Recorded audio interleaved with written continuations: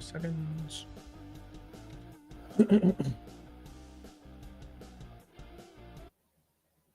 Actually, we'll do this. Yeah, it was a little loud, right? Yeah. Was it a little loud for you? Yeah, a little bit. Let me start that over then. Is that better? Yeah. It's just some background noise. All right, here we go. What's up, everybody, and welcome to Bump and Run. I'm Pete Colasano, joined, as always, by my good friend and huge Denver Broncos fan, Mr. Scott Bracey. What's going on, dude? Peter, fantasy football drafts are done. We have live NFL games tonight, and we are underway. I am doing fantastic. How are you, sir? I'm doing great. My picks last week were pretty solid. I was a little disappointed in one, but 2 out of 3 is not bad. Had some really interesting games. So looking forward, dude. Do we have a slate of NFL games coming up this week? What a great opening week. Very smart. Very smart. Get some real heaters in there right off the bat. Sure. Piss people off, get people upset and excited. Yeah. Maybe a little overly on both sides. Let's kill the suicide pools right away again for the second year in a row. Perfect idea. We had some huge college football games, and most of them did not disappoint. One of them being Texas and Ohio State. There were some others, Florida State and Alabama. Ended up being huge. We didn't know it was going to be, but it was. But before we get to any of that, I wanted to talk about something, and it does relate a little bit to college football, because I got the thought about Arch Manning and how we treat young players and expectations we put on young players. And that's both in college and in the NFL. Most recent example in college is Arch Manning. We'll talk about the game in a little while, but Texas went into Ohio State and struggled a little bit. Arch didn't look so good, had a tough time. And in the NFL, maybe the most recent example is Caleb Williams, Heisman Trophy winner, first overall pick. And my thing is we set these expectations without seeing a single game, at that particular level, and I think it's wildly unfair for both, like for all of them. Like, I think we set these expectations, and then as soon as, one game into the season for Texas, and the question is Arch Manning a bust? And you have people on both sides of it like, well, I see he's not as good as you just see some of the competition he played in high school. And then you have other people that are the sycophants that are just like, well, there were some good things he did in the game. There were very few. It was bad. But this is his first game starting outside of Austin. And it's really his first college football game starting, against a real team. Let's keep it real. The teams he played, 2 starts he's had were not against quality opponents. And the same with Caleb Williams. Like, he's a rookie. I talk about all the time, especially with quarterbacks, they're learning a new language, and we have no patience at all. We start them right away, and when they're not, Jaden Daniels right out of the box, it's like, oh, they kind of suck. And we've seen a number of guys now in the last few years that if you just give them a little time, things turn around quickly. Joe Burrow couldn't make it at Ohio State, and his first year at LSU was relatively pedestrian. And then his second year at LSU, he's the guy who puts up maybe the greatest season in the history of college football when it comes to being, quarterback statistics. So I just think it's unfair. I get it in the NFL a little bit, because you basically have 4 years to figure out whether or not you got a guy, because then you have to figure out, do you want to, like what Green Bay had to do? Do you want to give them $55 million off of 8 games or 9 games? That's tough. So maybe there's some restructuring in rookie contracts or rookie deals or something like that needs to be done. I think it would go a long way to helping these players, and maybe we would see more of them succeed if we lowered expectations a little bit and didn't expect them to be freaking Joe Montana on day one. Listening back last week's podcast, you said a couple of things. Let's cut the kid some slack. Yeah. He hasn't started yet. He just turned 21. He just turned 20 in June. So I watch college football live and all the pregame, all the shit all week. Last week till Saturday, Heisman favorite, next coming of Christ, better Manning, all the thing. This week, is he going to get benched? Is he going to get is he not going to get drafted? Like, let's calm down. No room for improvement. No room for understanding. You have to be perfect, or else you suck. People calling up radio shows. If Quinn Ewers was the quarterback, we would have won. Oh, the guy you wanted to run out of town. Right. Come on. Now, the guys. reality is, the truth is, maybe that's true. But Yeah. that's not the nature of college football specifically. Like, guys stay, they do their thing, they have their chance, and then they move on. Graduation, NFL, whatever it may be. So maybe that's true. But it's not the case. So maybe give this kid who's barely days into being 20 years old, give him a little bit of time. I don't know. He just went into like the toughest place for more or less a first-time starter. Your first real game is going to be at Ohio State, first game of the season. One of the announcers, I think it was Joel Klatt, or it could have been him, it could have been somebody else, said, I've been doing games at Ohio State for years. That's the loudest I've ever heard it. And I bet you some of it is because they knew that it was Arch Manning. Right. So yeah, it's just not fair on both ends, like the expectations, and then he's a bust. Slow down, man. Is there any room for growth anymore?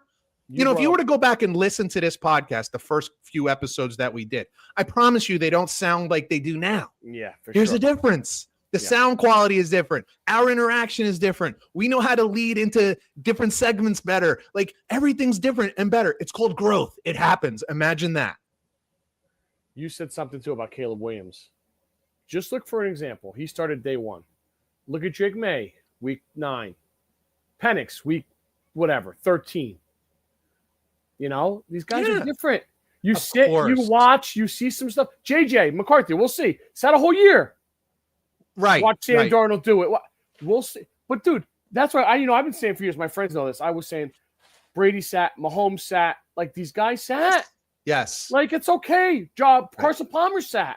It's okay. How many times? It doesn't mean you failed. It's okay. How many times do we talk about this, especially for quarterback? We're asking these guys. They're all smart. You wouldn't be at this level, whether it's Division I football or NFL. You wouldn't be at this level if you weren't smart, at least to some degree. They're all smart enough, right?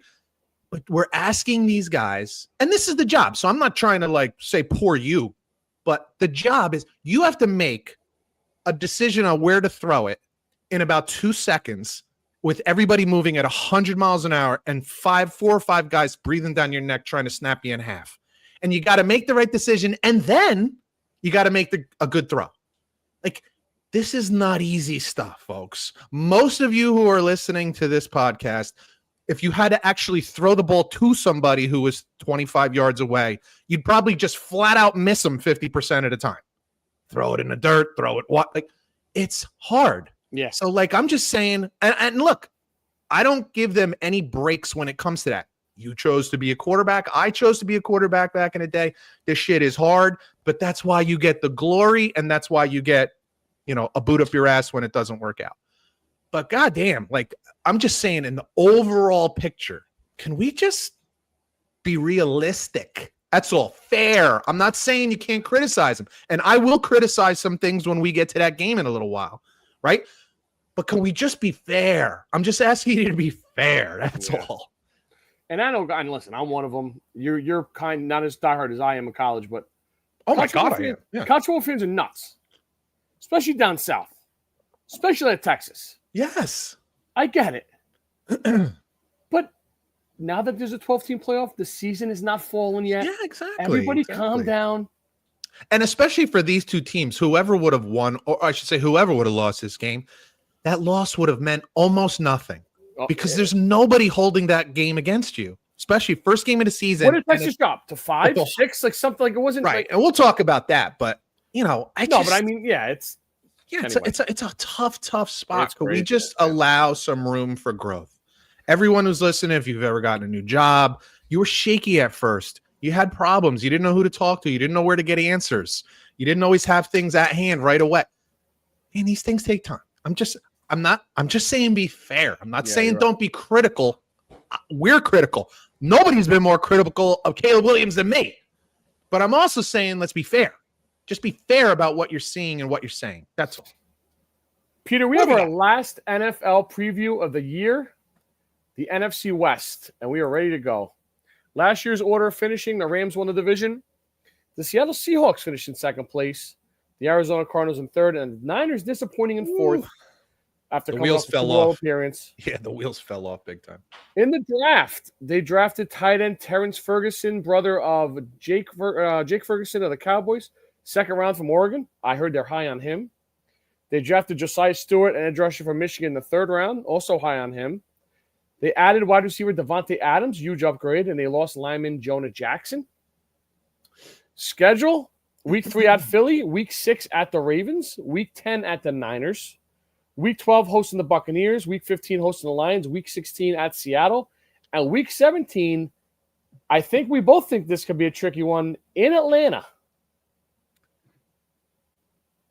I'm fascinated by how Michael. highly everyone has the Rams rated. Like I'm looking at it and I say, wow, we got this. We're already set to have them as Super Bowl contenders. I didn't think they were that good last year. And are we just basing it off of what? Just that you added Devontae Adams? We know for a fact that young athletic on the defense. Matthew Stafford is back, but could we see it first before we coordinate? That sounds like a pattern. Oh, imagine that, right? It seems like so many people are like, oh, Rams are definitely a Super Bowl bubble. I'm like, I didn't think they were legit Super Bowl team last year. I'm not saying they won't be. I'm just saying, like, what are you basing that off of? Just that they got Devontae Adams? It's kind of like the Packers. They got we didn't even get to talk about this last week. It happened right after the podcast. And I said it in the fucking podcast. Crazy. They get Micah Parsons, and now everybody's like, oh, they're definitely gonna win. What? So, dude, I'm not sure. We know, like I said, we know Matthew Stafford is a little banged up, and he's been banged up. Kind of seems like coming into every season now. Yeah. He's tough as nails, but we'll see. I'm not as quick to pull. I'm not saying they're gonna. I'm not picking them like last in division or something like that. I'm just saying, like, wow, we're that sure, huh? Remember a couple years ago when they won the Super Bowl and they're like, is McVay gonna retire? Yeah. Is he gonna go in the booth? I know. What is this, year 5? Like, what the fuck are we talking about? Like, are we just making shit up now at this point? The guy loves to coach. It's all sensationalism, man. It's all sensationalism. The sport is sensational enough. You don't have to make shit up. It's crazy. Let's go to the Michael Nuviola loving, Tommy Reynolds loving, disappointing San Francisco 49ers from last year. Drafted Mikael Williams from Georgia, first round, 11th overall. Added quarterback Mac Jones. Shanahan finally got his guy after all the rumors in the draft. Right. That's so funny. That is so funny how that comes full circle. Added a wide receiver, DeMarcus Robinson, who I believe suspended the first couple games for something. Added safety Jason Pinnock. They lost a ton here, sir. Linebacker Dre Greenlaw and safety Talahana Ufanga to both the Broncos. Cornerback Jadarius Ward, wide receiver Deebo Samuel, and running back Jordan Mason. Their schedule, easiest in the league. I don't know how they pulled that one off, but here we are. Week 1 at Seattle, week 5 at the Rams, both division games, week 6 at Tampa, week 8 at Houston, and not really another competitive one we'll see until week 17. And this is even a coin flip, hosting the Bears. That's something else, huh? Isn't it? There's a lot of what will we call it? We'll call that a last place schedule, right? I mean, we do call that a last place schedule. I think the Giants would say that doesn't look like our last place schedule, but the Raiders as well. I don't think they may say I'd like one of those last place schedules. So this is an interesting one for me too, because it's kind of the opposite of the Rams, at least if you listen to sports media, which of course you should be listening to us. We're the ones who give you the right information.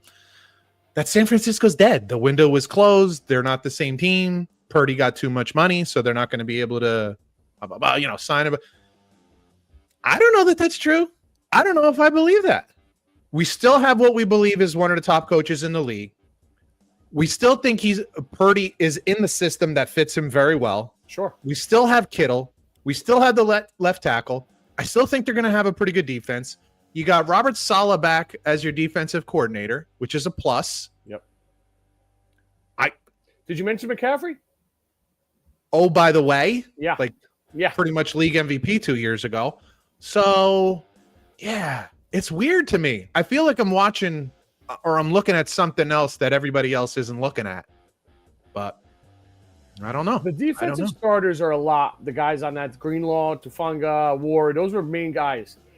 Bosa's old now too. He's getting a little up there. It's all fair. Fred Warner's fantastic. Don't get me wrong. But you got to trust Sal. That's how we got a head coaching job, because you took young guys and made them a great defense. So not just Sal. I think you got to trust Lynch also. Like, he's done a good job of building this team in the first place. So that is so funny how you bring up Mac Jones. Right? Isn't it? I laughed and I wrote it down. I'm like, oh, that's great. It's just something else, man. Because then you can look at it and go, well, if you love them so much, why did you have them to start with? All right, yeah. Why didn't it start there? Yeah. Oh my God. Can you imagine if they did draft him and they had Brock Purdy on the team, didn't even know what they got? Yeah. Probably wouldn't know what they had. I mean, Mac Jones had that one year in New England when they had an offensive coordinator and stuff like the guy. First For the year, playoffs.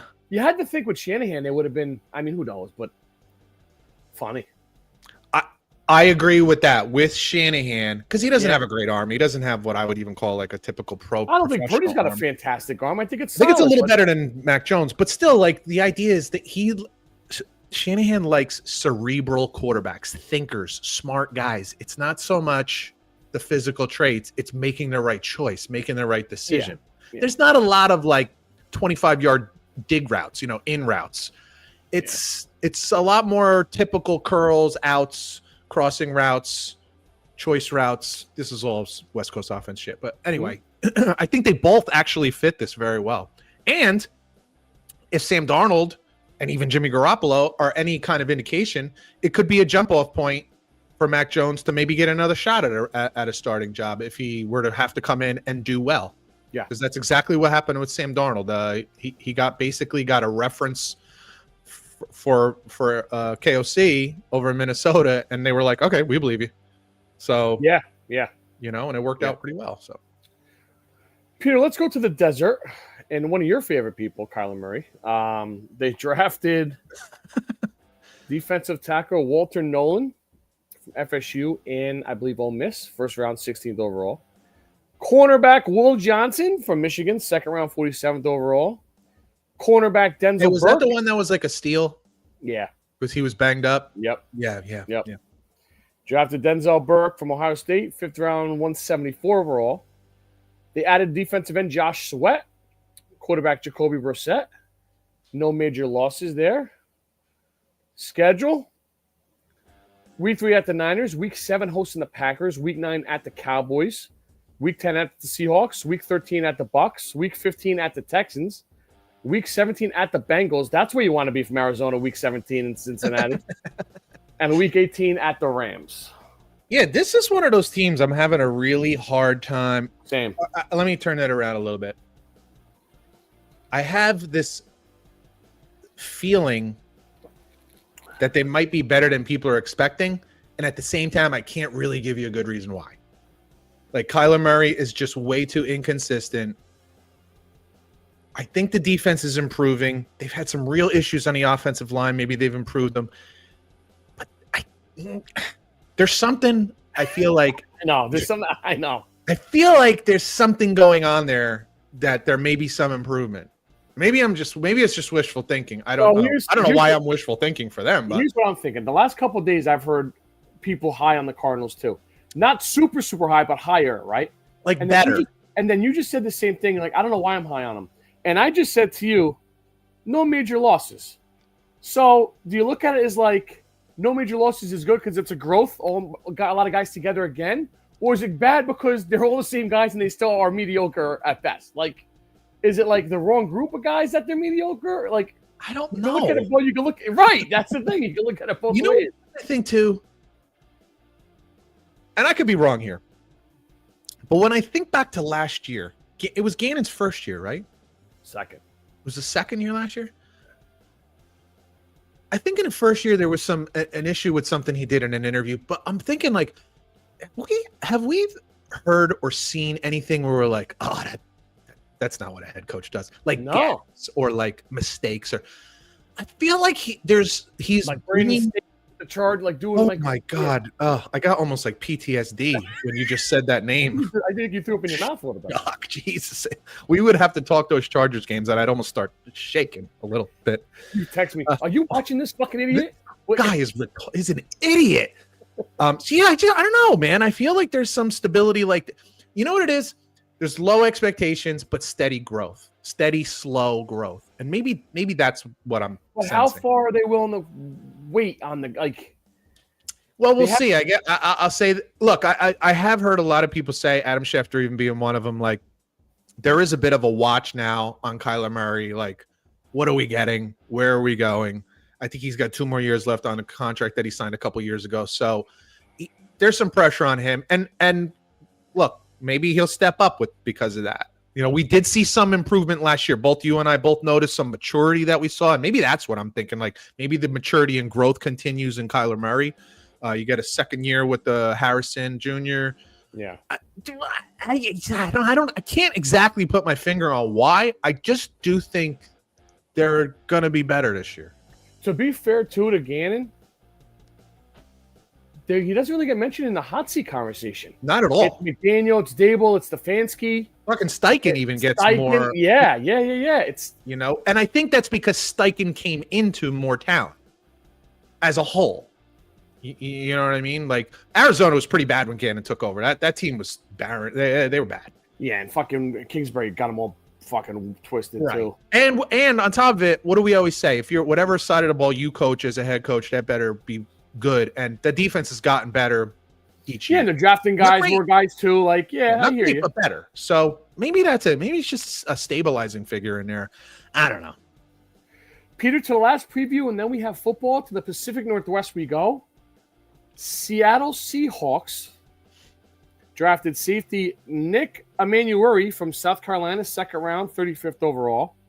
Quarterback Jalen Milroe in the 3rd round, 92nd overall. Well, I'm hearing he's getting a package or two a game in Seattle. Yeah, boggles my mind. My goodness. They added quarterback Sam Darnold, wide receiver Cooper Kupp, defensive end DeMarcus Lawrence. They lost quarterback Geno Smith, the wide receivers Tyler Lockett and DK Metcalf. Yeah. Schedule, week 2 at the Steelers, week 5 hosting the Bucks, week 7 hosting the Texans, week 9 at the Commanders. That's a far fucking trip if I don't say so myself. Week 11 at the Rams, week 13 hosting the Vikings, week 14 at the Falcons, and week 18 at the 49ers. Yeah, so I kind of have 2 main questions, and they kind of dovetail in with each other. Like, how much does Cooper Kupp have left? And then what do we get out of Sam Darnold? Because they did move on from Metcalf and who's the other one? Tyler Lockett. And you're kind of replacing him with an older, kind of beat up Cooper Kupp. Not how much, and we wonder how much. But if you want him to be the possession guy, and then you have Jackson Smith and Jigba trying to do everything else, they do run the ball. They got 2 backs there. I don't know what their tight end situation isn't great, but yeah. I don't know. I mean, we do think that defense will continue to get better. It was already better last year. They're going to be physical. They're going to be good. I almost think it's unfair. It's so funny if Sam Darnold stayed at Minnesota, I don't think we'd be asking these questions. But now that he's left and come to Seattle, new team, new program, new terminology, new players, weapons. I gotta ask the questions again. It's almost like I know what I've seen. I've only seen it look good once, so. I'm sorry, but I have questions, and that's where it's going to lay for me. I feel like the defense will be good. It's always a tough place to go and play. God damn it, you took the words out of my mouth. I was going to say, too, I don't feel like the home field advantage is as good as it used to be. Well, sometimes home field advantage has to do with how good your team is. Well, of course. No, but I mean, I'm just being fair. Like, that home field was freaking crazy. Why? Because they're always winning. And their defense and was the place is flying going bananas. And the defense was murdering people. Yeah. So, of course the fans get jacked up over that. Yeah, to answer my own question, too, Denver used to be a tough place to play, but not when you have fucking Brock Osweiler playing quarterback. It's a walk in the park. By the way, totally off topic.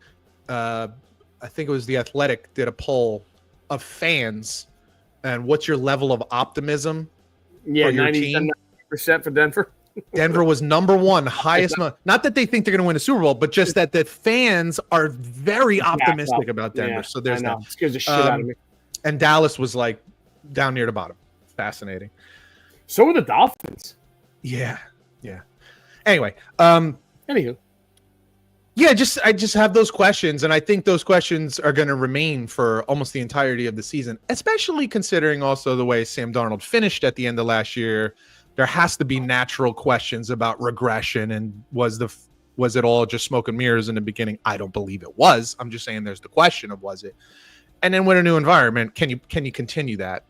We shall see. I don't really have a good answer for that, to be honest with you. I don't really have a good prediction for that. Do you think there's any leftover turnover in his brain from the last 2 weeks that he's played football? Oh, that's a really good question. Yeah, I'm going to say yeah. It's the last thing you did. Like a golfer, like in your head, if you bogey the 18th hole, you come back a little weary. Like, yeah, I think there's definitely. I think that's fair. I think there's definitely something to that. That's fair.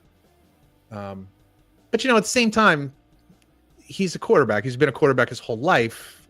You got to be a little bit used to that. Like just saying, put it in the rearview mirror and move forward. And he has before. Like, absolutely. So absolutely. Just think it's a fair question to ask.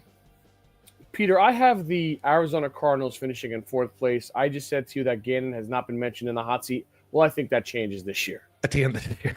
I think at the end of the year, I just don't, like you said, I don't know. Is Marvin Harrison going to turn into his father all of a sudden? Is Kyler Murray going to be fucking Drew Brees? Like, I don't see it happening. An old James Conner. Yeah, they have a great tight end, great, but so do the Raiders, and they stink too. Like, what? Like, I don't know. I don't know. I don't see that much of an upgrade. Listen, do I think they're going to go 3-14? Probably not. Right. But 6-11, 7-10, maybe. That's probably where I got them. I have Seattle in last. I just feel like there was a lot of turnover on the offensive side of the ball, and I think it's a big ask in this division with San Francisco and the Rams to, be super competitive. I would put them somewhere around 7-10. I got Seattle in 3rd. I think they're slightly better than Arizona, 8-9. But you kind of have them both grouped. Got them grouped. Yeah. I think Sam's good. I think he'll kill you a couple weeks, and I think he'll maybe come back and win you a game or two somewhere along the line. I just do worry about the turnovers, and when he gets going with turnovers, they tend to come in bunches. I think it's one of those situations, where I think their defense is going to be very good. I think so too. Yeah. But you can't be on the field all day long. If Sam's put him in bad spots, that wears you out. It's we talk about it all the time. So I think they will be a good team. It's just a matter of how Sam takes him. I think Jackson and Jig was great. Jackson Smith and Jig was great. I think Cooper Kupp's got enough left where he'll be solid. I don't think he's going to score 15 touchdowns, but I think he'll move the chains on you and bring a little leadership there. Good running game, two-headed monster. Line's improving. Definitely. I just don't think they're in the top 2 tiers of the top 2 teams here. Right. So I do have Arizona in 3rd. I think you're going to get a little even more improvement out of Kyler Murray. And what we really need out of Kyler Murray is just consistency. Can we pretty much get the same show week in and week out? And I think if they can do that alone, if they just did that alone, I think they end up with like 8 or 9 wins. I really think that's a possibility for them. So and I think you're going to get that. I think Kyler Murray, these guys aren't stupid. They hear what's going on. They read what's going on. There's a lot of talk about like moving on.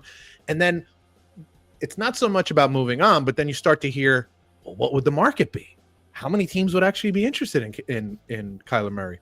And the answer is probably not a lot, because why would you back up the truck for a guy who's been wildly inconsistent, shows glimpses of greatness, and then other times it looks like he's sleeping.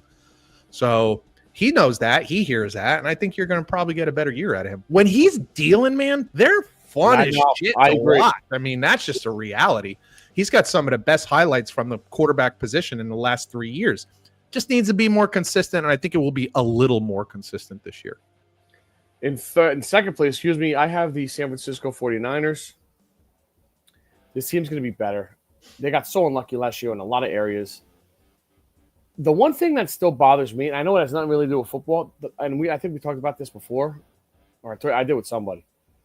John Lynch has got to be kicking himself in his ass for the Brandon Ayuk contract. He knew he didn't want to do it. Gives him the fucking money. 8 minutes later, the guy gets hurt for the year. Yeah. And now this year he's going to miss at least till mid-October. Who knows what he's going to look like at that point? Right. They got I Jennings. totally agree on this one, by the way. The problem is I don't think he wanted Deebo Samuel anymore either.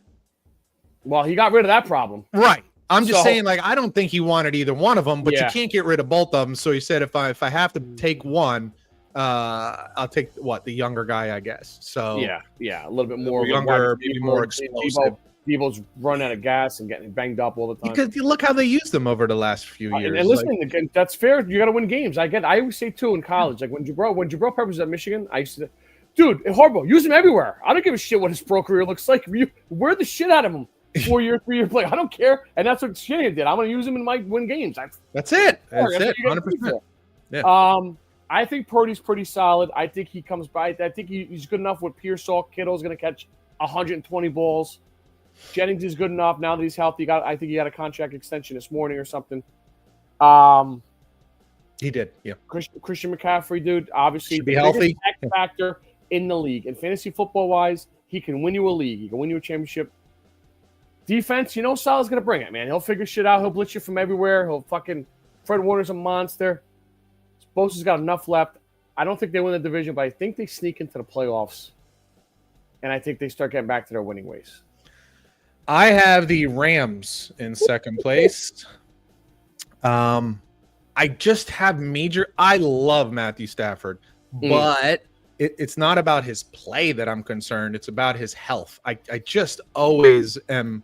Things don't get better physically as the season goes on. They only get worse. Yeah. I can't remember a guy who started the season injured and got better as the season goes on when every game is a car wreck.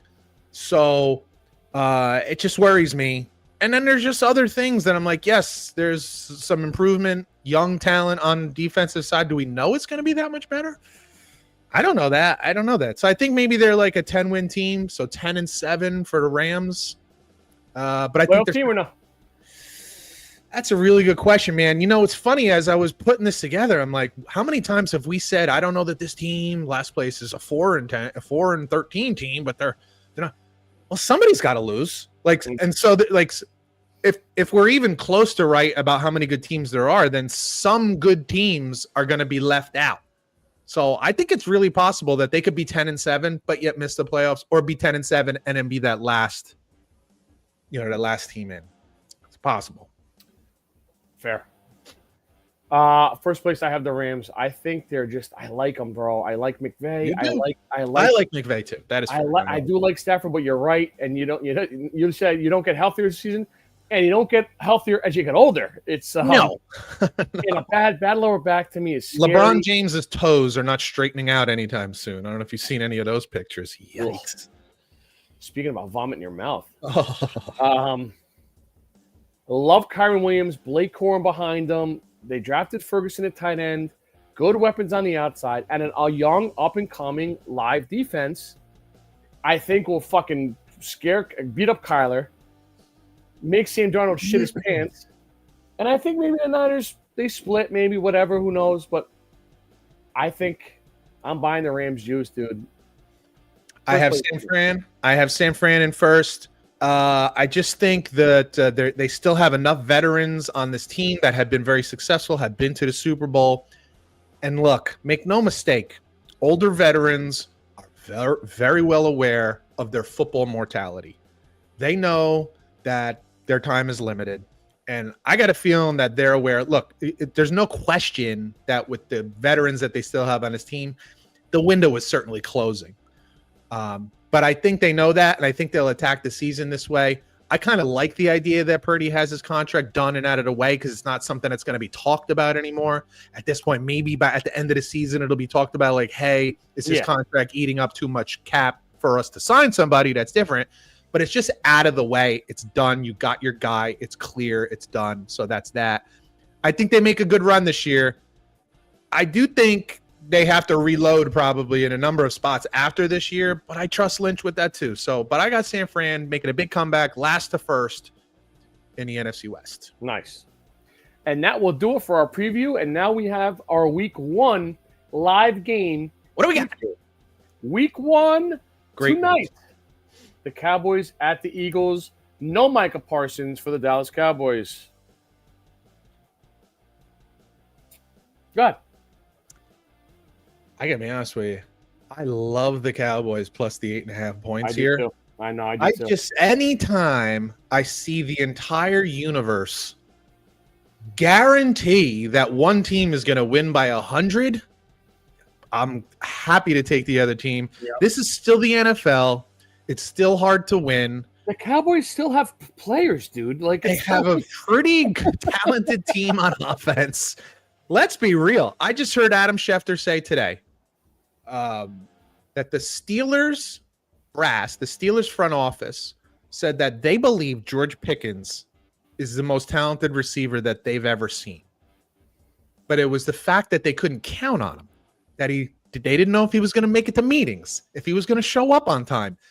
If he didn't see the ball in the first quarter, was he going to pay attention even the rest of the game? That's not good. No. But what year is George Pickens in? A free agent contract here. And I got a feeling with CeeDee Lamb on the other side, who was incredible last year with no partner. Great player. I think, and let's be real, Dak, before last season, put up monster numbers in the previous season. And you know what else? Dak was a master at losing in games, but scoring a couple late touchdowns. Mm-hmm. So I could really easily see like a 27-21, 27-24 backdoor cover here. I don't give a shit. I also think it's just hard. There's going to be a celebration before the game for the Eagles. They're going to be flying high. Fly Eagles, fly, all this shit. Yeah, I think it's just a lot. I think it's a lot going on, a lot of emotions. And the other thing is, my buddy Rob at work will tell you that the Eagles, historically, last year specifically, get off to slow starts. They're a run-first team. Run-first team often get off to slow starts because it's more of like a Novocaine thing, wear the other team down, take over the second half. And I got to believe if this game is like 7-3, 10-7, 3-0, 3-3 in the first half at halftime or something like that, Dallas has got to feel good. Dallas has got to feel good. And then they come out, maybe play their asses off. So I'm not saying Dallas is going to win this game. I think that's a tough road to hoe. Wouldn't surprise me if they did, but I'm not making a prediction, but I think they keep it close. I think everybody's excited. Every player is excited first game of the season. And the other thing I hear is there's a number of guys in that locker room that aren't exactly upset to see Micah Parsons go. I heard the majority. Yeah. That's interesting to me. Sure is. Tomorrow night, somewhere in another country, we have the Kansas City Chiefs versus the Los Angeles Chargers. I don't know. Did you see a video of the practice field that the Chiefs were on? No. Oh, it looked like fucking EP soccer field back in the day. Jesus Christ. Oh, my God. Crabgrass, bear Dirt spots. holes. You're putting Patrick Mahomes and Travis Kelce in craters at practice? Didn't they learn their lesson last year? I don't think so. Apparently not. I may have a little something to say about this game later on. I do not, so I will talk majority here for you. You can save that for later. Everyone, listen, and I hate both these teams. But everybody's talking about the Chiefs' demise, and that scares me. I agree with. That is, you can't listen. I think Andy Reid could be, when it's all said and done, the second best coach who ever lived. I would say top 3. Phenomenal coach, phenomenal guy. Patty Mahomes is great. Travis is great. The weapons on the outside aren't like the Rams, aren't like the Eagles or the Vikings or like even the Bengals, obviously. But Mahomes has figured it out with less. He's got some guys. Line's different. That's curious for me to see, especially with what the Chargers want to do on defense. I think this game's got like 2017. Like an old school bad weather Big Ten game written all over it here. I have some real questions about Kansas City. Number one, it's pretty much a rebuilt offensive line, and with draft picks, and I'm just like, you gotta make sure you gotta hit on those draft picks. Veach is a really good GM, so I have no reason to believe that they won't hit on those draft picks. But you have to hit on those draft picks. The other thing I'll say is that I kind of think Andy Reid has to adjust what they do offensively because you don't have the deep threats. If you got an A.J. Brown or something like that, you could just send him deep. Even if he's double covered, you can chuck it, and he just goes over and maybe makes a catch, maybe doesn't, but it's probably not an interception. They don't have anything like that. No. They just don't. So there's a process that's got to go on where we're adjusting, and if you want to send the ball deep, the only way to do it is have an AJ Brown or play action pass, but you have to have the protection to do that and the running game to sell the play action. So I just have some questions about the Chiefs. And then finally, is what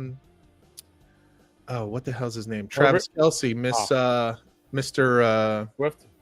Mr. Swift, Travis Swift. Is he all there? Is he too old? Is he going to perform in the season and not just wait for the postseason? I just think there's a lot of questions about him. I like the other kid that they got there. He's performed very well in the regular season, but there's questions. There's questions. Patrick Mahomes, not one of the questions. No, sir. People, look, he's got a belly. I don't give a shit if he showed up with a keg belly. It's Patrick Mahomes. I don't care. He's fantastic. So and Andy Reid is not really the question, but they got to make some adjustments. Sunday, Tampa Bay Buccaneers at the Atlanta Falcons. I'm just a big fan of Michael Penix. But do you know that Tampa Bay has the longest divisional winning streak, like winning the division streak? 4 or 5. In the entire NFL, 5 years. Yeah. That goes back to the Tom Brady era. Yeah. Like, unbelievable consistency. And give Baker credit too, man, for sure. I know with us, we don't have the 100%. Everyone knows I love a Baker, but yeah, and you're going to get his best. That's the thing to me. Like, you're going to get 100 every single time he steps on a field. Whether they win or not is different, but you're going to get 100. And there's guys picking Tampa would go to the Super Bowl out of the NFC. I heard that. That's very interesting to me.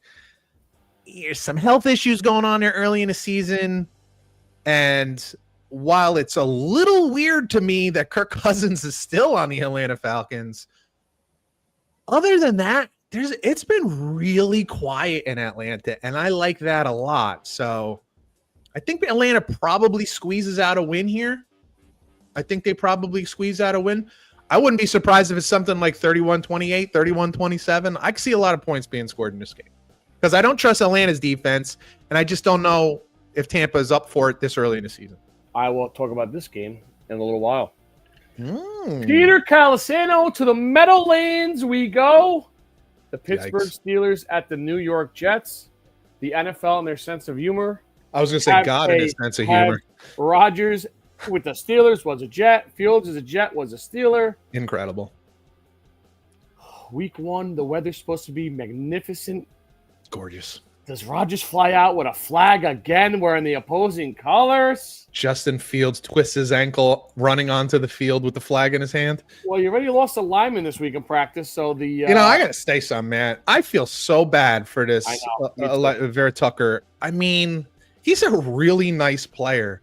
He's been hurt every season, pretty much out for the season, like torn tricep. What? Like, just so bizarre. It's so Jets-like. I feel bad. I feel bad for the team because I like what they were doing on a lot of levels this year, other than quarterback. So that one sucks. But then I'm looking at the other side and I'm like, really? Aaron Rodgers was the guy you chose to go with, huh? Like, after what you saw, Aaron Rodgers is the guy you chose to go with? And I'm fascinated to see because Pittsburgh does not have a very good offensive line. And I do believe the Jets Will McDonald, some of these other guys, will get after the quarterback a little bit. We'll get some pressure on him. Has Aaron Rodgers had enough time to gel with these receivers and these guys? I don't know. So, honestly, I could see this. I would take the under. I didn't bet this one, but I would take the under. I could totally see 13-10, 12-7, four field goals to 1 touchdown, like something stupid like that. Love the under. I don't even know what the total is. I don't even care. If it's above 35, I would take the under. I'm with you. Detroit Lions at the Micah Parsons Green Bay lovely. Packers. Is that 4 o'clock game or 1 o'clock? It is, sir. Yeah. 4 o'clock primetime game. Yeah. Well, prime-ish. This is going to be, whatever happens in this game, the commentary afterwards will be solely surrounded around the offensive and defensive coordinators for Detroit. Unless, of course, Micah Parsons gets like 4 sacks. And even then, the conversation, because we expect Parsons to play well. We don't expect him to play poorly. He's an all-pro. If they do well on offense, it'll be, they didn't even miss Ben Johnson. God forbid Chicago loses, right? And if they don't do well on offense, same with the defense. And I think the defense will play a lot better, man. This is, all these guys are back. I'm sure most of these guys that missed the rest of the season and missed the playoffs last year are just chomping at the bit to get back on the field and prove, their skills and their talent and their worth. So, but yeah, the other side of it is just Green Bay, super talented, Love, Parsons. It's a lot of storylines here, man. There's a lot of storylines in this game for sure. But I do think it'll all come down to whatever happens. The talk of the town, the talk of ESPN, Fox Sports, CBS. It'll be the coordinators. They'll have commentary on the coordinators, and we probably will too. Was watching some Peter Schrager is hosting some bonanza. They're picking whatever. Every one of them, 4 guys picked the Packers to win the North. I don't see it. Listen, I picked Green Bay to finish last week. This is before Michael Parsons was a Packer. However, I have a lot of doubts with Love. I have a lot of doubts with Jacobs getting older at the running game. They have no backup running game. They have, great. They have the deepest wide receiver room in the league. Great. But who's at the top? On? Yeah. Who's your guy? So I heard Dobbs. Dobbs is the guy now? Here. Okay. And again, kind of like the Chiefs with the Lions. They're going to be missing their coordinators. Who knows? Listen, last time I checked that roster, it's pretty fucking good too, man. And if you're Detroit, you're thrilled that you're playing this game in September and not in December. No doubt. In Green Bay. Huge. No doubt. Sneaky good one here, pal, out west. The Houston Texans at the LA Rams. Yeah, it's really interesting. Very little talk lately about the Houston Texans. That whole division's been scratched off the face of the earth. It's almost like they're not there. They're part of the friggin' Canadian Football League or something like that. I don't know. We don't really hear much about them.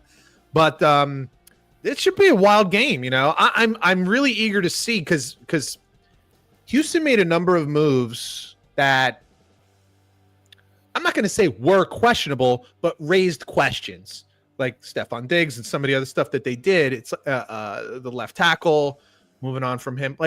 People would be like, wow, that's bold. That's bold. You're saying something with both of those moves and some other ones too. But they got bookends for defensive ends, for pass rushers. There's a lot to like there on the defensive side of the ball. In the league, Stingley, there's a lot to like there on the defensive side of the ball. DJ Gardner-Johnson, who's supposed to be out for the year, is not missing any time. Right. Whatever. So should be real interesting, man. Real interesting. Sunday night football. Fantastic one here as well. Baltimore at Buffalo. Why do I get this feeling like Baltimore is just going to smash them? Isn't that just what they do early in the season kind of thing? I'm not getting that one. You're not getting that? No. I just, I feel like this happens almost every year. They do poorly in the playoffs. You're right about that. Yes. We kind of shit on them for 7 months, and then they come out and just smack people around for a while. In the Citadel for the first 3 weeks of the fucking yeah. And I got everybody telling me that this might be the best roster in the entire NFL. I'm looking at the list of MVP candidates, MVP favorites, I guess you could say. Yeah. And Lamar Jackson's right at the top. And I have a hard time arguing with it. And I'm just why do I think they're just going to go out and I smell a pick here. Holy! No, I don't. I didn't even pick the game because I feel like how dare you say this when the game's in Buffalo against Josh Allen, MVP, all that stuff. I don't have. I don't know. That's just a vibe. It's just a vibe that I'm just we shit on them because Lamar and they don't do well in the playoffs, and then they just come out and just start smacking people around. That's my fear. That's my fear. Fair. Monday Night Football, J.J. McCarthy's debut. Oh my God, so interesting. Soldier Field. So interesting. Great. I think sometimes people forget that these guys were in the same draft. J.J. and Caleb were in the same draft. What a slate, man. What a slate. Beautiful. It's beautiful. This game is in Chicago, right? Soldier Field, you said? Yeah. You want to talk about playing them at the right time, too. Oh, of course. Yeah, doing them a favor.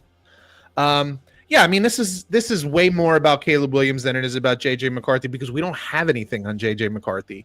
I mean, there's certainly expectations and hope and all that stuff. But if Caleb Williams comes out, and look, Minnesota's got a good defense. So if Caleb Williams comes out, and we love the coordinator. Now, there's some evidence that Ben Johnson has done a great job against who? Brian Flores. I remember his name this time. He's had some real success averaging like 30 points a game, 30 points plus over the last couple seasons. But that's with the Detroit Lions. This is a different animal. So, but this is all about Caleb Williams. How does he play? Is Ben Johnson? And you know what? Totally unfair. Just being honest. Like, it's totally unfair. It's new coach, new system, new language. Totally unfair. But that's what it'll be, And I guess that's what comes with being first pick in a draft and being a Heisman Trophy winner. Sure. Okay, I get it. But that's what we're going to be watching. What kind of game does he play? Does he play consistently? Does he not just show up with 5 minutes left in the game and kind of make it close late when it doesn't matter? Does he play consistent quality football throughout the game? And we shall see. I think this is going to be fun. That's Monday night, you said, right? I think it's going to be a game in the fourth quarter. I think it's going to be a fun one. I do. Looks like Tuesday's going to be a rough day at work for me because I'm going to have to watch this entire game. Peter, we have a full college week in the books. Last Friday night, as you picked a phenomenal game, and I jumped on your bandwagon there. Georgia Tech 27, Colorado 20. Could have been a lot worse. It could have been a lot worse. They started off miserable first quarter. Georgia Tech had 3 turnovers in their first 3 possessions. I mean, like, that's not the way. Oh. That's not the way to start a game. And if you bet the game, that's definitely not what you want to see. Colorado, I don't know if Deion can coach, and I don't know if he's got assistants that can coach. Although his offensive coordinator is an ex-NFL, twice removed head coach. Yeah. It seems to me there's a lot of guys, a lot of buddies just dancing around on the sidelines there. Warren Sapp's on the sideline. There's a couple other fellas there. Deion, you watch Deion because the camera's always on him. It's hard to miss him.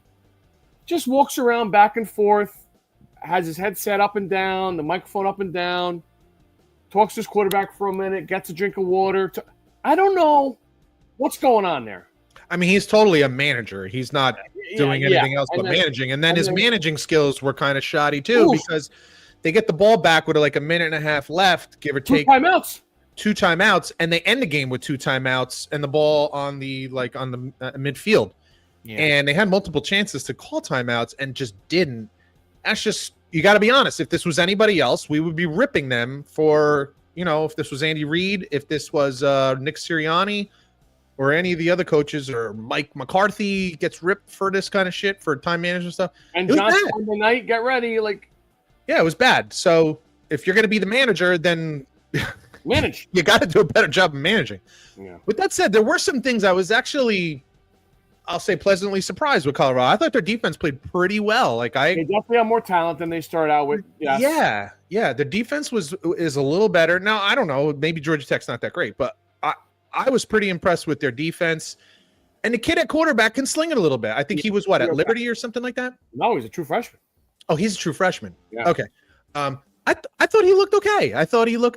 And there was times within the game where they moved the ball pretty well. So I actually have more hope for Colorado moving forward. You're not going to get your opponent to turn the ball over 3 times in their first 3 possessions every game. So that kept it a little closer to me than I think it should have been. But the run defense was decent. They banged King around a few times. I don't know. I thought it would be worse. And maybe it could have been worse. But I thought it would be worse. I thought it would be a lot worse. And it was a relatively even game. Auburn 38, Baylor 24. I got to tell you, we talked about this game as a hot seat game. Baylor at home, defensive head coach, not the start you want, man. They didn't look good at all. No. They never really got within 7 striking distance. Never really felt like they were there. Yeah. You know what I mean? I don't know that either of these coaches solidified their seats. No, you're right about that too. You know what I mean? Yeah. But you take the win, of course, if you're Auburn. Baylor has some work to do, and they have a tough game coming up this week also. I forget who exactly they're playing, but they have a tough game. SMU Mustangs. That's right. They're going to have a hard time with that one. So Yeah, I don't think either of these teams did themselves any favors particularly. But the win is always better than the loss. Sure. To the horseshoe, we talked about it, and to open up the show, the Buckeyes 14, the Longhorns 7. This was not a pretty football game. If an alien landed on the moon, you're not showing them this game as a football sport that you want to watch. But I don't think. Can I tell you something? Sure. I personally don't think either one of these teams should be ranked in the top 10. I agree. This is why. Did I text you this? Preseason rankings are bullshit. Yeah, well, I don't get it. They both played bad. Son.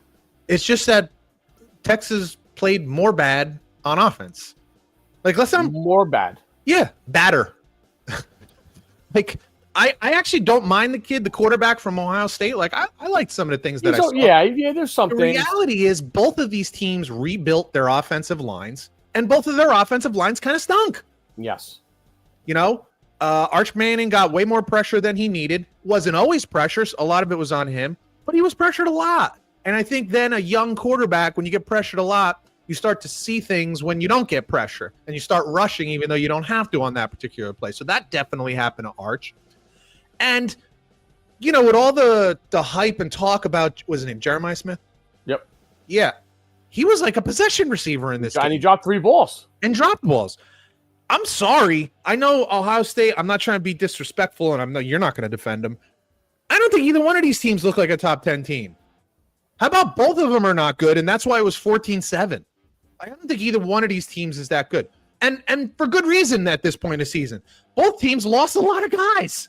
They're both starting new quarterbacks. They both lost wide receivers. They both lost at least 3 offensive linemen. They both lost at least 2 defensive linemen and about 5 or 6 guys on defense. Like, you shouldn't be that good this early in the season. So I have no idea, no understanding why Ohio State would be number 1. And I definitely have no idea why Texas would still be, what are they, 5 or 6? Something like that, yeah. I think they only dropped to 6. It's ridiculous. I'm sorry. I don't think either one of them right now is a top 10 team in the country. I think Clemson is better than both of them right now. If you ask me what I saw in that game, and we'll get to that, I thought they looked better. So I don't get it. I just don't get it. It's pure speculation. It's pure conjecture. It's not based on fact. It's not based on what you saw Saturday. Maybe it's based on what you thought you were going to see. And like, Ohio State shut them down to 7 points.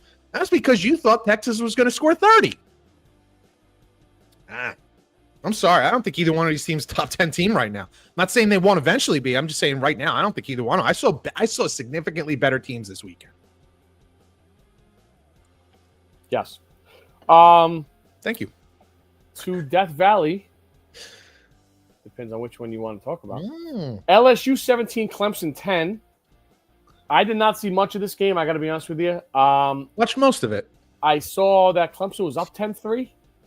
Early. I think got shut down a little bit here. I heard Nussmeier made some good throws. He's the most pro-ready quarterback in college football right now. Wow. And because of what happened on Saturday, he probably went to the top of the list of Heisman Trophy candidates. That is true. We may talk about another one at some point, or maybe we won't. I don't know what you have on the list. I'll bring them up. But what's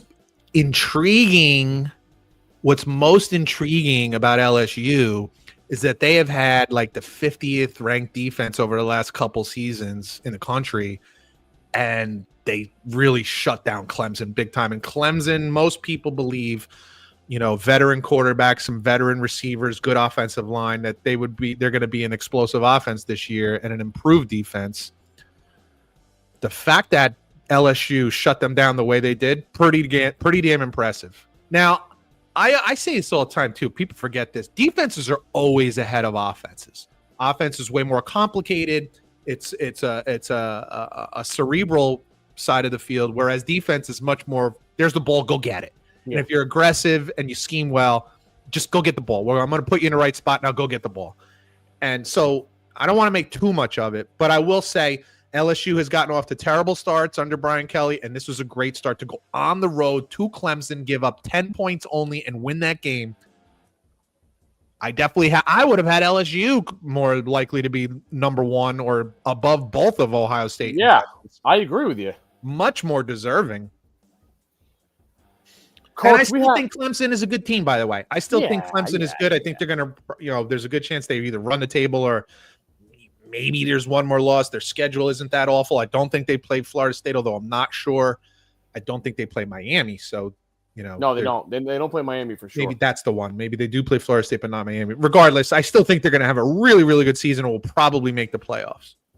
Coach, we have troubles in Tuscaloosa, Alabama. Don't we? Whoo, boy. The only bet that I got right last week, the Noles getting 14 points, won by 14 points, beat up the Alabama Crimson Tide 31-17. And this game, after the first drive, was never close. Not really. So 2 things. Gus Malzahn in one fucking game has earned himself another head coaching job. Like, it's unbelievable. We're on the Gus bus. Like, it's just, and to be fair, great game plan. Like, so Gus is at Baylor next year, is what you're saying?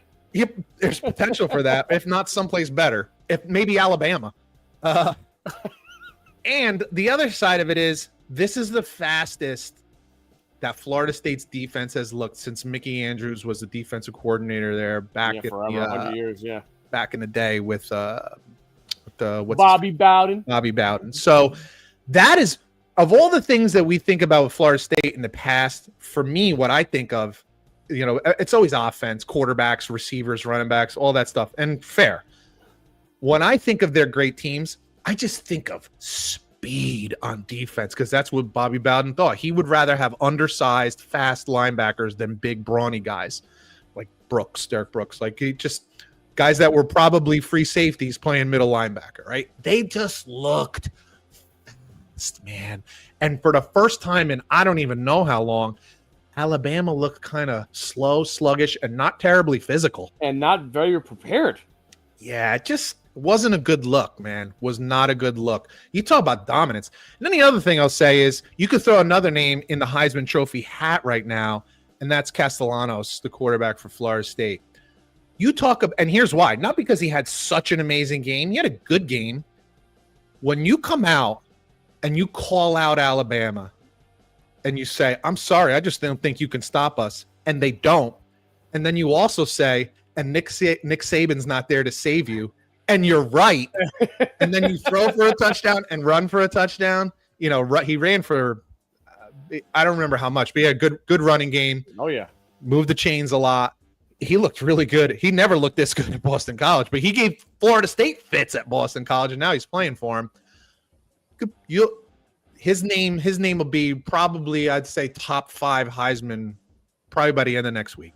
It's fun to see when Florida State's good. It's one of those teams that got to be. Yeah, I think so. Sunday night, Miami 27, Notre Dame 24. It's also fun to see Miami better, too. Buck back to look better than I thought he was going to look. Although yes, he did. Couple sketchy drives there. They also look like they got some speed back on the defensive side of the football. Took the words right out of my mouth. Both Florida teams, Miami and Florida State, their defenses more than anything looked old school. Like, just fast, physical, gang tackling. I feel like we haven't seen that in either of those teams in a while. Yes. They just look fast and get to the ball really fast. It's going to be really fun to see if, you and I don't love the head coach, but they looked pretty goddamn good. And for that to be Beck's first game and to look like that against Notre Dame, who we both acknowledge has a really good defense, I think things only look up from here. Now it's, can the head coach keep it together, not make mistakes like he did last year?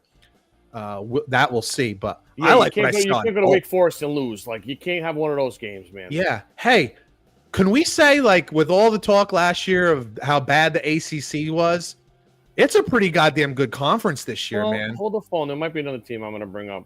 Go ahead. Well, hold on. I want to ask you a question. Yeah. Anything scary about Notre Dame in that game?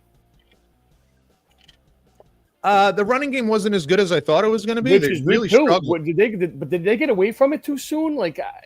Well, when you're losing, that'll happen. But if you're getting stuffed time after time, I mean, they really struggled to run the ball. And yeah, maybe you can say the coach bailed on it too quickly. I mean, maybe that's fair. And maybe they just had more confidence in their quarterback than we felt like. And I don't know if that was warranted. Although he threw the ball pretty nice. I didn't Didn't hate what I saw out of him. Ran the ball a bunch. I didn't think Ran he the ball had that better. in him, Yeah, too. I mean, Like, even the announcers were surprised at how well he was running the ball because that really wasn't his thing coming into it. But I'll hold judgment on that. I think Miami looked really good, so I'll hold judgment. It was on the road, first game, new starter at quarterback. You know me, man. I'm always. I'm like my betting system is first time starting quarterbacks, especially on the road in college football. Yeah, give it, give me the other team. So yeah. I think that has something to do with it. Let's give these guys some time to grow. Although we really didn't listen to that last week with Arch. Both of us took the fucking. I know I bought the hype, dumbass. South Carolina 24, Virginia Tech 11. Yeah, this is who I wanted to talk about. This was ugly football a little bit. Not great. Yeah, Lenoris, I know it's your guy. Oh, man. See, this game, I know Virginia Tech's a scrappy team. They want to make you play ugly. But this South Carolina team, to me, I don't think that. A lot of people thought, 9-3, 10-2? I don't know, man. Well, so what I said to you last week was Lenoris Sellers, is going to have a Heisman Trophy type season for them to have that kind of record. Number one, they play in the SEC, and even though I think the SEC is a little diminished, it's still a pretty damn good conference. And while South Carolina is kind of funny. They have some really high end talent.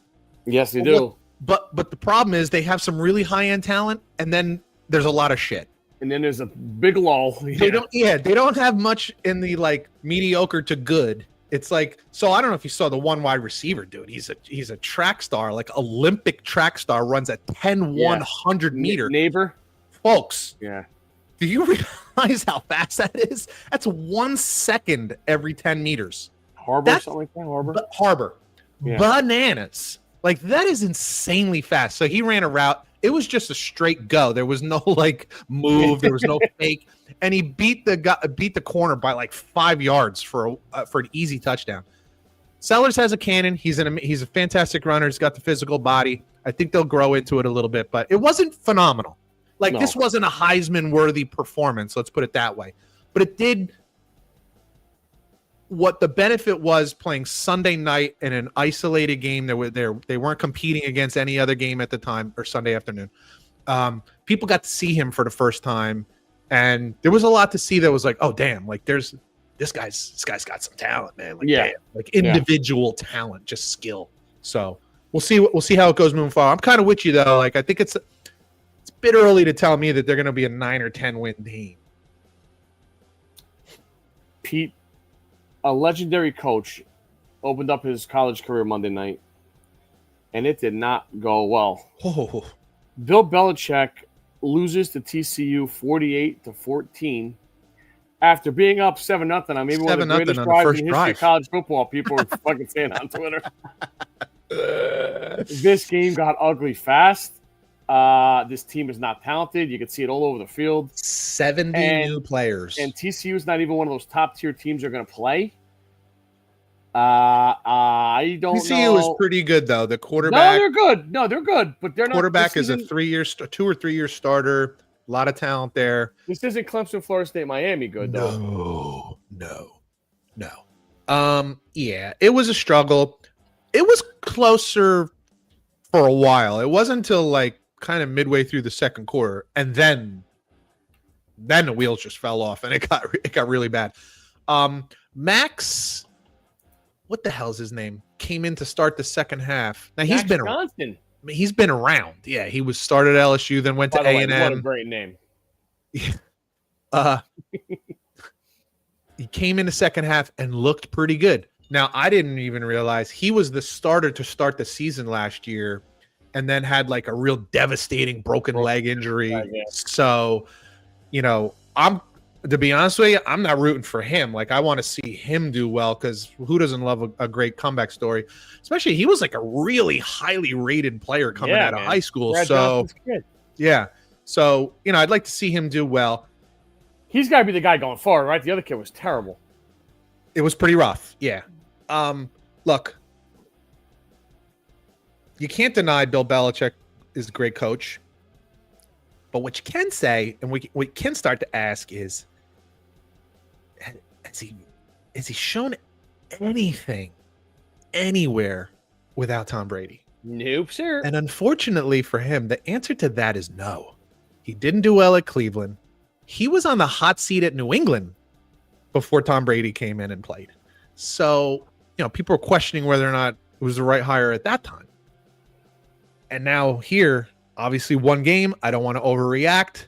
I have to have some faith. He's got a really nice staff. But they got a lot of work to do. They got a lot of work to do, man. A lot of work to do. I will tell you, though, I think TCU is better than you're giving them credit for. No, I don't mean just for this game. I'm not trying to take credit away from them. Yeah. I'm just saying that they're going to see better teams than that. Yeah, I wouldn't be surprised if they're fighting for Big 12 championship. Yeah, which what does that mean these days? It's not the same. Obviously, no Texas, no Oklahoma. Teams have moved on, but I do think they're a pretty good team, and I do think they have a pretty good coach. I do too. I think their coach is very good. Yeah, Sonny Dykes is a good coach, good recruiter. Week 2, brother. Number 11 Illinois at Duke. This is an interesting game because Duke's game was close for a while, and then they pulled away later in the second half. We like Illinois. Illinois had a pretty good season last year. We like Brett Bielema, the bloated tick. Put up 50-something on whoever the fuck they played. Like Western Michigan or something like that. Or Western Illinois or something like that. Western Illinois State, South, East. Yeah. So I have questions about Duke. And, I'm sure we have some fans out there that went to Duke that would love to see Duke win. I wouldn't put the house on Duke. I'd love to see Duke win too, yeah. I wouldn't put the house on Duke like some people that are listening might think about doing. But then again, it depends on your house. If you're living in a tent, you might want to bet the tent. If it's a shed, you might want to consider that. If it's a $400,000, $500,000 home, I would reconsider. So we'll leave it at that. I believe this is they play for the Cy-Hawk Trophy. Iowa at Iowa State. Always a fun game. 2-0. Yeah. We never know what to make out of Iowa because. Wait, breaking news. Iowa has a downfield passing game this year. We shall see against their real team. Iowa State started the season against Kansas State in Ireland and won the game? And then they just won this past weekend, probably against nobody? I think you're right. Yeah. So this is always a fun game. And a lot of times we get surprises out of this game. A lot of times this game doesn't go the way we expect it to go. I do like the coach. Campbell is still the coach at Iowa State. I'm a big fan. I wonder if, we do know that, how do I say this properly? A window had closed for him. He had a chance to get so many different jobs, college and even NFL. People were interested in him. And then last year the season was and the opportunity goes away that quickly. Nobody's interested all of a sudden. So I wouldn't be surprised if they have a good season if his name is announced, as a potential candidate and he takes the opportunity this time. How many times does that opportunity come, especially when you're the head of Iowa State? Yep. Sometimes you want to roll the dice on that one. But they're off to a good start, and we'll see how it goes. First real test. I guess Kansas State was a real test, but anything that happens in Europe, Brazil, Ireland, okay, I'm not going to count that. So Kansas State might have been drinking too many Guinnesses before the game. Who the hell knows what was going on over there? Well, I know the quarterback's brother and father did, if you saw that video. Oklahoma. No, really. Oh, yeah, they got no brawl. The brother and father got no brawl outside this. That's great. I didn't see that. That's fantastic. With each other. That's better. Yeah. That's great. Oklahoma State goes to Eugene and play the number 6 ranked Oregon Ducks. The Mike Gundy-led Cowboys are getting 4 touchdowns in this game. What happened? What happened is Mike Gundy didn't like the idea of the portal and NIL. He's late to the table. I think this offseason was the first time they kind of opened it up a little bit, but obviously they don't have Nike money. Even if they have I forget T. Boone Pickens money, they don't have Nike money. Yeah. So, it's going to be an uphill battle for next year. I love Gundy as a coach. I think he's a really good coach, but you got to be part of the system. You try to, Mike Krzyzewski learned you got to be part of the system. Like Tom Izzo, Debo, learned you have to be part of the system. Like it is what it is. Like if you're going to sit there, I'm not doing this. Well, then you're going to lose. So they have some work to do. And it's probably going to be ugly in Oregon. I think you're right. The game of the week, the 15th ranked Michigan Wolverines go to Norman, Oklahoma and play the 18th ranked Sooners. There's some question marks and excitement on both teams here. Michigan's highly rated big-time money man, Bryce Underwood, looked fantastic.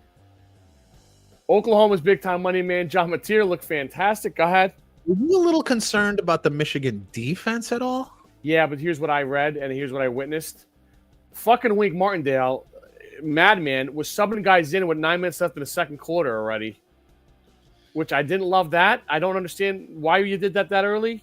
Keep them fresh in the heat. I don't know. But I think he's trying to get some guys experience with like real snap experience, which I get, but you don't have to do it all at once either. And also they scored on 2 fucking trick plays, 1 trick play and 1 weird drive. So when the game ended, I was pissed at the defense, and then I was like, when I calmed down and read into it, I'm like, you know what? Maybe not. And that guy can coach. That guy at New Mexico, that guy's got some balls. He called timeout with 3 seconds left. That guy's funny, man. Michigan's run game, offensive line, good tight end, quarterback now that can throw the ball downfield with Iowa. Fantastic to see. John Mateer at Oklahoma looked great coming in from Washington State. Yes. Although he was going up against Woodridge High School. We'll see what that happens this week. Listen, man, tough game at Norman at night. He had the best numbers. He beat Baker Mayfield for first-time starters at Oklahoma. Crazy. Yeah, he's a good player. He's gonna be. You want to talk about a sleeper Heisman if they get this thing? And I said last week their schedule's tough. If he can get some, if they even go 8-4, 9-3, he's going to get some love because he can throw it, man. I'm a little nervous about that. But the problem is their offensive line isn't good. They're starting 2 freshmen on the line, and they got pushed around by like whatever school they played. So early, yeah, they could be in for it if Michigan brings it. It's gonna be a fun one, man. I'm nervous about it, but I'm not like losing sleep over because the first fucking guy on the first start on the road for Bryce. Yeah. So what's interesting to me, like what stuck out to me, and you would call this fishy, is that Oklahoma was what, a 6-6 team last year? 6-7. 6-7 last year. Yeah. Didn't look great for week 1. 5.5 point favorites. 5.5. 5.5. Yeah. Does that make sense to you? That doesn't sound fishy? I think it makes sense because I don't, you get like that college home field, night game day. Bryce has played 60 minutes of football. Listen, Mateer's new in Oklahoma, but he's played a lot of football. Sure. I get that. Venables on the ropes. It just seems like a lot of points to me for a team that was listen, if I think it was 11, I think I'd be scared. But like, oh my God, yeah. But I think 5.5 is fair. It might drop a little bit too in game day.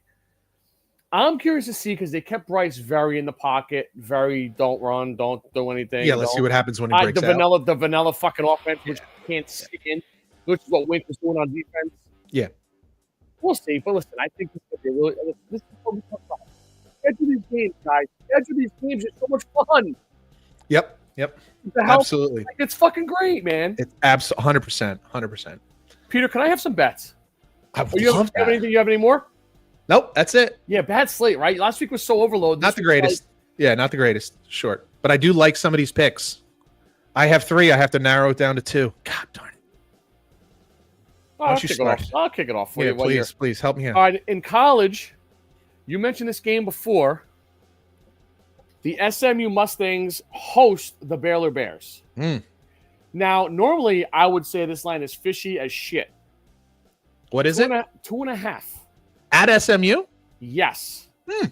But I watched Baylor play football the other day, and I don't give a shit how fishy it is. I am taking SMU minus 2.5 versus Baylor. SMU was a playoff team last year. Sure was. Out there. I think they had, 1 or 2 losses during the regular season? Mm-hmm. Something. Oh, Lordy. Okay. I'm probably you give all 3. You give all 3. Well, I'll tell you what they were, but I'll make 2 official. The first one's a lot. I'm probably stepping in shit on this one, but I don't care.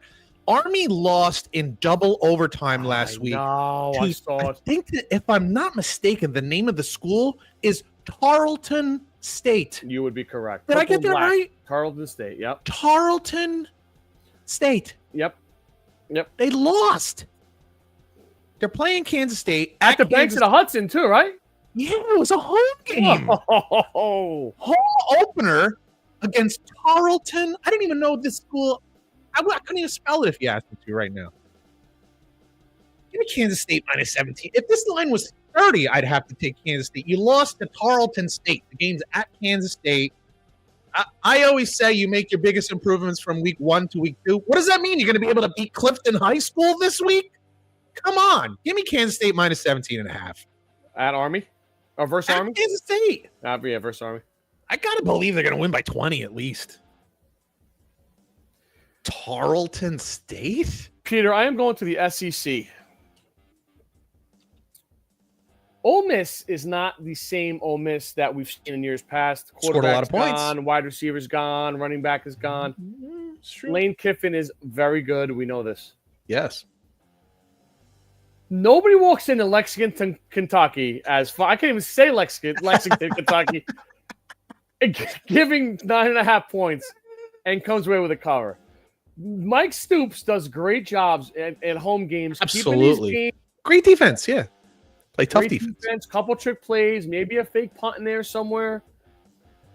I think Ole Miss wins, but I think it's probably 30-25, 31-27, something like that. I'll take the 9.5 with the Wildcats. The only thing I will say, and I don't know how much this matters because of your point, like so many guys that were from last year's team are not on this year's team, but this is kind of a payback game for Ole Miss because they were undefeated last year and they had a home game against Kentucky and lost the game outright.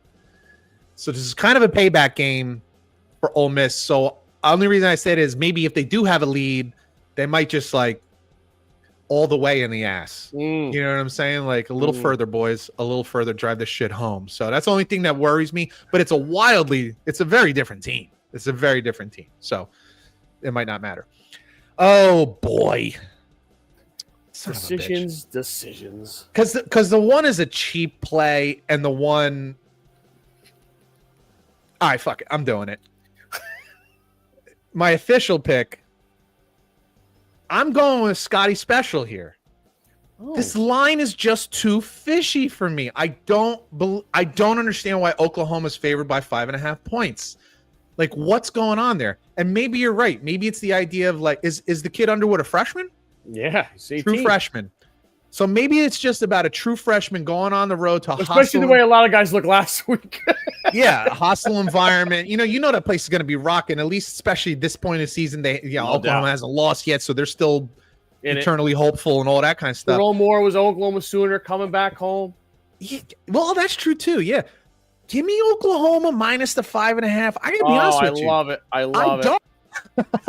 I don't. But there's just not a lot of games on this slate that I love. It's not great. I know. And this one just seems fishy. So I'm going with the Scotty Special. Oklahoma minus 5.5 over Michigan. What was your third? It's just cheesy, comeback play after playing bad last week. It was going to be Alabama minus 35.5 against. I'm glad you didn't Louisiana do that. Monroe. And I got to be honest with you, I wouldn't lay that. If you told me to bet it, I think they're going to win by 60 because Kalen DeBoer's got to make a statement that says, we're okay, guys. Don't freak out. 63-10 wouldn't surprise me in this game. I don't know if they're that talented, dude.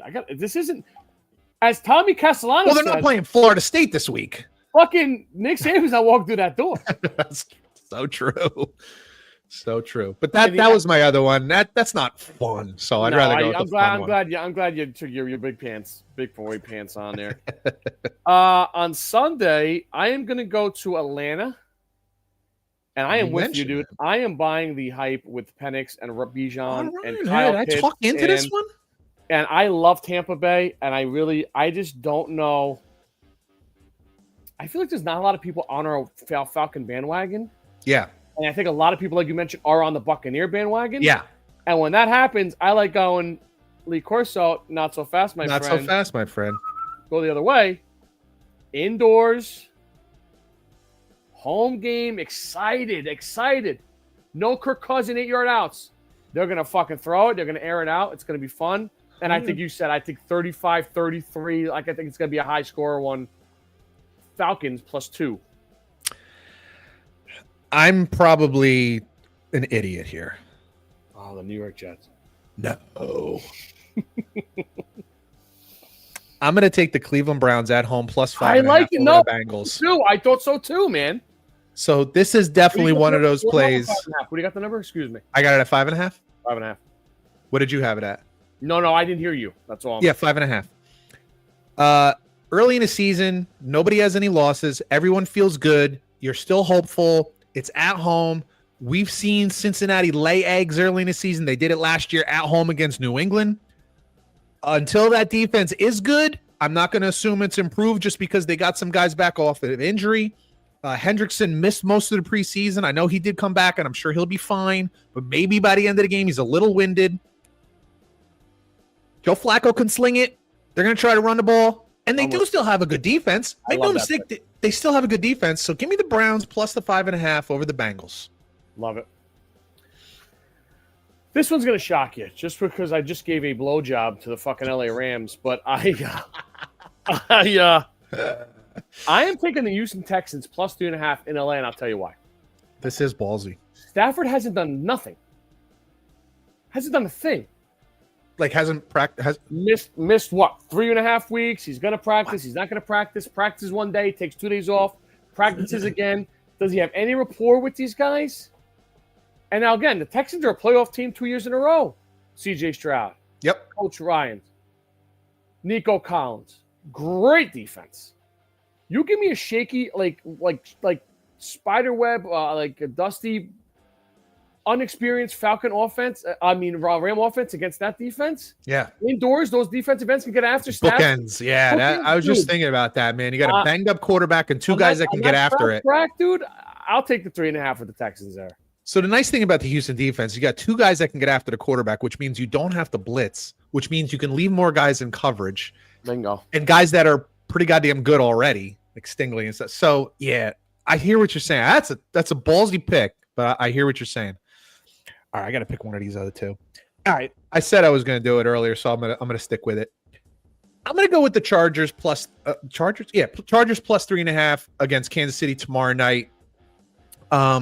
I'm just not sure still about that Kansas City offense, and I think the Chargers keep this thing close. I think there's a chance that they win. I frankly think the game is a toss-up. I think either team can win, and regardless, I think this is close. Jim Harbaugh is 5-0 as a head coach, first game of the season, both straight up and against the spread. I don't really care about the straight up. I just need him to cover the spread. Yep. So give me the Chargers plus the 3.5 over Kansas City.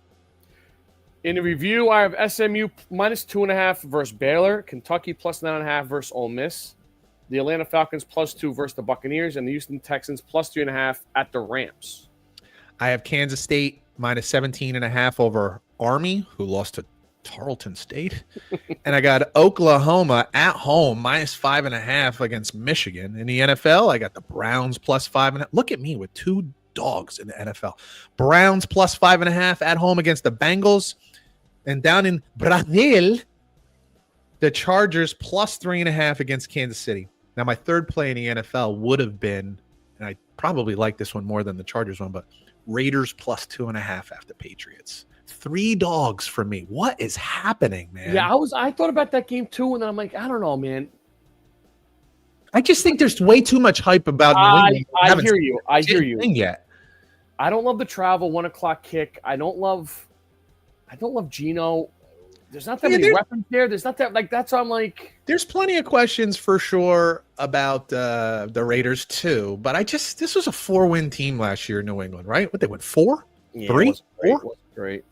Just suddenly they're a playoff team. I heard Chris Canty today on Unsportsman say they're a playoff. He says they're going to make the playoffs, and I'm like, what? Yeah, I don't know. What? I'm not saying it won't, but I'm like, you're locking it in. This team won 4 games last year. They won 7 this year. That's a massive improvement. All right, buddy, it's time. You can't stall anymore. Oh God, I was hoping we were running out of time. We could just skip this. Go ahead.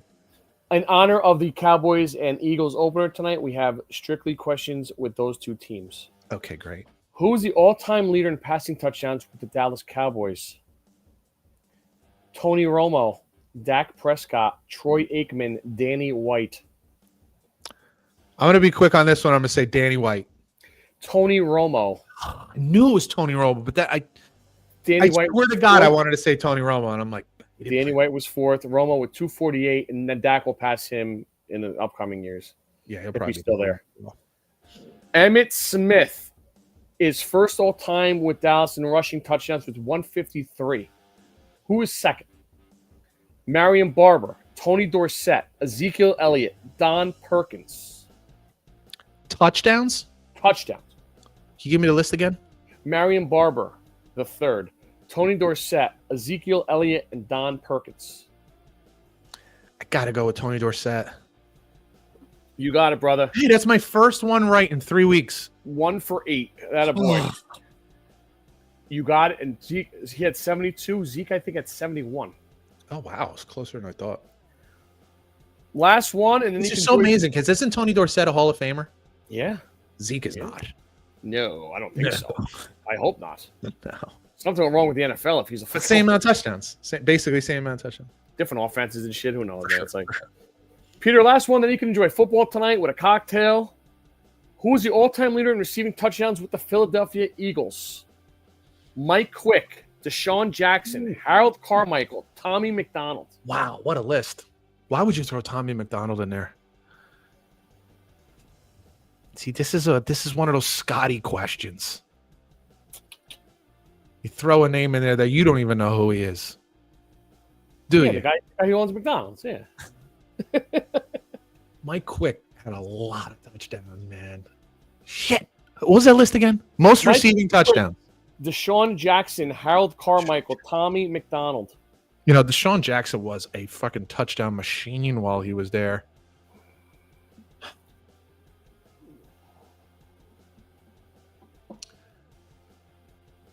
I'm going to say Deshaun Jackson.